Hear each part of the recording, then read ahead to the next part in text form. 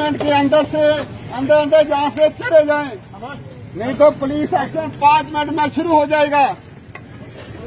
तमाम लोग सुन लें, 5 मिनट में जो नहीं जाएगा गिरफ्तार कर लिया जाएगा।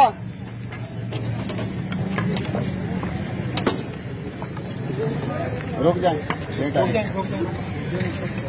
शील्डों वाले आगे आए, शील्डों वाले आगे आए, शील्डों वाले।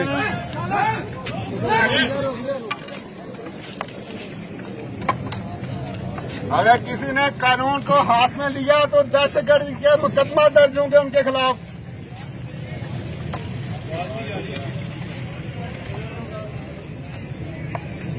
दूसरा स्पीकर किधर है? दूसरा स्पीकर था एक और। चले बेटे आगे ले।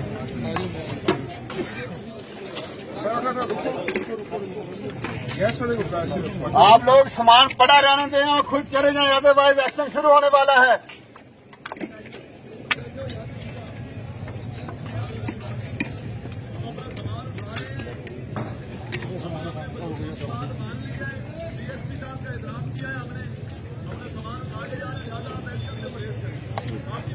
आपको 5 मिनट का टाइम है।